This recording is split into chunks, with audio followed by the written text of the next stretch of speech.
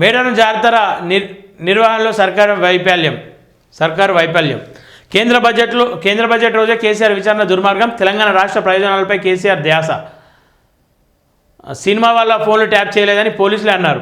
2 ఏళ్లుగా TV సీరియల్ను తలపిస్తున్న SIT విచారణ ఎవరు ఫిర్యాదు చేయకుండా అక్రమ కేసు నమోదు ఇల్లీగల్ అని సజ్జనాథ్ ట్వీట్ చేయడం హాస్యాస్పదం. కేసీఆర్కు రాష్ట్ర వ్యాప్తంగా వెలువెత్తిన సంఘీభావం 700 చోట్ల సీఎం దిష్టి బొమ్మల దారుణమే నిదర్శనం. నాటి తెలంగాణ ఉద్యమం కళ్ళకు కట్టింది. ఉద్యమ స్ఫూర్తిని చాటిన నిరసన ప్రదర్శనలు. కేసీఆర్ కోసం తరలివచ్చిన శ్రేణులకు ధన్యవాదాలు. మున్సిపల్ ఎన్నికల్లో లబ్ధి కోసమే అక్రమ కేసులు. కేంద్ర బడ్జెట్లో రాష్ట్ర ఎంపీలు సాధించింది 0. సింగరేణిపై దర్యాప్తు భయమెందుకు కిషన్ రెడ్డి. పాత కొత్త భాషల మెప్పు కోసమే సీఎం ఆరాటం. చిట్చాట్లో బీఆర్ఎస్ వర్కింగ్ ప్రెసిడెంట్ కేటీఆర్ అని చెప్పి చూస్తా ఉన్నాం. ఇటు పాత బాసును మెప్పించాలి, అటు కొత్త బాసును ఒప్పించాలన్నట్టుగా రేవంత్ రెడ్డి వ్యవహరిస్తున్నాడు. అందుకే కేంద్ర ప్రభుత్వం బడ్జెట్లో తెలంగాణకు కూడా రూపాయి ఇవ్వదని తెలిసినందుకే కేంద్ర బడ్జెట్ ఉన్న రోజే కేసీఆర్ను సిట్ విచారణ పేరుతో ఇబ్బందులు పెట్టే ప్రయత్నం చేశారు. నేనేమంటా ఉన్నా, ఆ రోజు ఒకవేళ నిజంగానే మీమ్లను సిట్ విచారణకు పిలిచిరు అనుకుందాం, మీరు ఎందుకు అటు పెద్ద ఎత్తున ప్రజలను అటు మొబిలైజ్ చేసే ప్రయత్నం చేశారు? నేను కేటీఆర్ మాటలు తప్పుపడతలే, ఈ కుట్ర కూడా దాగి ఉండే అవకాశం ఖచ్చితంగా ఉంది. ఎందుకని చెప్పేసి అంటే పార్లమెంట్లో ఒకవైపు కేంద్రం బడ్జెట్ ఇలా దేశం మొత్తం అటువైపు చూస్తూ ఉంటే మన రాష్ట్రం మాత్రం కేసీఆర్ వైపు చూసేటట్టు డైవర్ట్ పాలిటిక్స్ చేసిర్రు. ఇందులో బీజేపీ పాత్ర ఉండొచ్చు, కాంగ్రెస్ పాత్ర ఉండొచ్చు, బీజేపీ పాత్ర కూడా ఉండొచ్చు. తెలంగాణకు వచ్చింది ఏంటంటే గుండు సున్నా అని చెప్పేసి గతంలో గాడిద గుడ్డు అని చెప్పేసి ఆ గుడ్డును ఎత్తుకొని ఊరు తిరిగిరు కదా, ఇదే కాంగ్రెస్ నాయకులు. ఈరోజు మరి అటువైపు ప్రజలను చూపించే ప్రయత్నం చేయాలిగా. ఎందుకు ఇటు కేసీఆర్ను విచారణకు పిలిస్తే ఖచ్చితంగా మొబిలైజ్ అవుతారని చెప్పేసి తెలిసినప్పటికీ కూడా ఇటు ఎందుకని చెప్పేసి పిలిచిరు, ఏ ఉద్దేశంతో ఇటు పిలిచిరు? కేటీఆర్ అన్న మాటలో వాస్తవం లేకపోలేదు, ఖచ్చితంగా వాస్తవం ఉంది.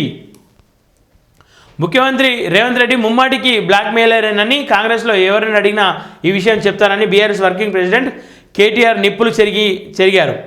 ఆర్టీఐ పేరుతో 50 మంది రిటైర్డ్ అధికారులతో ఆఫీస్ పెట్టి బెదిరింపులకు పాల్పడ్డ చరిత్ర రేవంత్ రెడ్డిదని విరుచుకుపడ్డారు. బ్లాక్మెయిలర్ పాలనలో రాష్ట్రం అధోగతి పాలవుతుందని ఆందోళన వ్యక్తం చేశారు. బీఆర్ఎస్ ఎవరిని బ్లాక్మెయిల్ చేసిందో చెప్పాలని మహేష్ కుమార్ గౌడ్ ఏదైనా మాట్లాడే ముందు 1కి 2 సార్లు ఆలోచించుకోవాలని హిత పలికారు. 14 ఏళ్లు అలుపెరగని పోరాటం చేసి ప్రాణాలను తెగించి తెలంగాణ సాధించిన కేసీఆర్ కాంగ్రెస్ సర్కార్ అక్రమ కేసుల పేరిట వేధిస్తే ఊరుకునే ప్రసక్తే లేదని తేల్చి చెప్పారు. మహోన్నత నేతపై కక్ష సాధింపులను తెలంగాణ సమాజం సైతం సహించబోదని హెచ్చరించారు. ఫోన్ ట్యాపింగ్ కేసులో సిట్ విచారణ హాజరయ్యేందుకు ఎర్రవల్లి నుంచి హైదరాబాద్ నందినగర్లోని తన నివాసానికి వచ్చిన కేసీఆర్పై వెలుగుతో సంఘీభావమై ఇందుకు నిదర్శనమని చెప్తా ఉన్నారు. నేనేమంటా ఉన్నా, మంచిదే, కేసీఆర్ను చాలామంది వాస్తవానికి వేల సంఖ్యలో తరలివచ్చిర్రా తరలించిరా అనేది వాళ్ళ వ్యక్తిగతం. కానీ ఇక్కడ ఏం జరుగుతూ ఉంది, చివరిగా ఏం మెసేజ్ ఇస్తూ ఉన్నారు అని చెప్పేసి అంటే కేవలం తెలంగాణలో డైవర్స్ పాలిటిక్స్ చేస్తూ ఉన్నారు. అటు కేటీఆర్ ఒకటే, కేసీఆర్, రేవంత్ రెడ్డి వీళ్ళందరూ.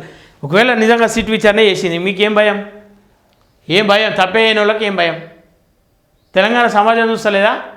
ఆయన ఒక ముఖ్యమంత్రి, ఎట్లాంటి ఆధారాలు లేకుండా ఒక మాజీ ముఖ్యమంత్రిని పిలువరు, సిట్ విచారణకు పిలువరు. మంత్రులను, ఎంపీలను పిలుస్తున్నారు అంటే ఏదో ఒక ఆధారాలు బలంగా ఉంటాయి. నిప్పు లేనిదే పొగరాదు. మరి ఆ పొగ ఎందుకు వస్తూ ఉంది? ఇప్పుడు నిప్పు లేదంటారా? తప్పు లేదంటారా? నిప్పు లాంటి మనుషులను తప్పే లేదని చెప్పేసి ఉప్పు మాటలు పప్పు మాటలు ఎప్పుడు బంద్ చేసుకోరు, స్పష్టం చేశారు. అర్ధరాత్రి కూడా వేలాదిగా తరలి వచ్చి కేసీఆర్పై ఘనమైన అభిమానాన్ని చాటుకొని బీఆర్ఎస్ సైనికులకు మనస్ఫూర్తి కృతజ్ఞతలు తెలిపారు. రాష్ట్ర వ్యాప్తంగా ఉన్న బీఆర్ఎస్ కార్యకర్తలు ఒక్క ఊదుటున రోడ్డుపైకి రావడం రాష్ట్ర సాధకుడు, ఉద్యమ సేనాని, తొలి ముఖ్యమంత్రి కేసీఆర్పై అంచలంచల విశ్వాసాన్ని తరకనమని పేర్కొన్నారు. కేసీఆర్పై కాంగ్రెస్ సర్కారు వేధింపులపై కార్యకర్తలు, నాయకులు ఆగ్రహం వ్యక్తం చేస్తూ రాష్ట్ర వ్యాప్తంగా 700 చోట్లకు పైగా రేవంత్ దిష్టిబొమ్మలను దహనం చేశారని గుర్తు చేశారు. సిట్ విచారణ ముగిసే వరకు నందినగర్ తెలంగాణ భవన్ వద్దే ఉండి కేసీఆర్పై తమకున్న అభిమానాన్ని చాటుకున్నారని చెప్పారు. సోమవారం హైదరాబాద్ నందినగర్లోని తన నివాసంలో కేటీఆర్ మీడియాతో చిట్చాట్ చేశారు. ఫోన్ ట్యాపింగ్ కేసులో కేసీఆర్ విచారణ, ఆ సందర్భంగా ఆయనపై వెలువెత్తిన అభిమానం, సిట్ చీఫ్ సజ్జనాథ్ అసంబద్ధ వైఖరి, రేవంత్ రెడ్డి కక్ష సాధింపు తీరు, కేంద్ర బడ్జెట్లో రాష్ట్రానికి జరిగిన అన్యాయం, కోటిలో జరిగిన లూటీ, ఓ పత్రికా వ్యవహార శైలి, ఇలా అనేక అంశాలపై ముచ్చటించారు. తెలంగాణ ఉద్యమ రోజుల్లో ఎలాంటి స్పందన ఉండేదో ఆదివారం మరోసారి అలాంటిది కనిపించిందట. అనేక నిర్బంధనాలు, ఒత్తిళ్ల నడుమ కూడా కాంగ్రెస్ కార్యకర్తలు స్పందించిన తీరు అద్భుతం. రాష్ట్ర వ్యాప్తంగా అన్ని గ్రామాలు పట్టణాల్లో కూడా నిరసన కార్యక్రమాలు జరిగాయి.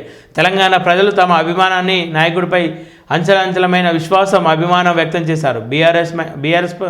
బీఆర్ఎస్ నాయకులు, కార్యకర్తలు, అభిమానులందరికీ పేరు పేరున ధన్యవాదాలు అని కేటీఆర్ పేర్కొన్నారు. ఇలాంటి పరిస్థితి కల్పించిన ముఖ్యమంత్రి రేవంత్ రెడ్డికి కూడా ప్రత్యేక ధన్యవాదాలని వ్యంగ్యంగా వ్యాఖ్యానించారు. తెలంగాణ తెచ్చిన నాయకుడికి ముట్టుకుంటే పనికి మాలిన కేసుల పేరుతో వేధిస్తామంటే ఊరుకునేది లేదు అని హెచ్చరించారు. చూద్దాం మరి ఏమైతా ఉంది.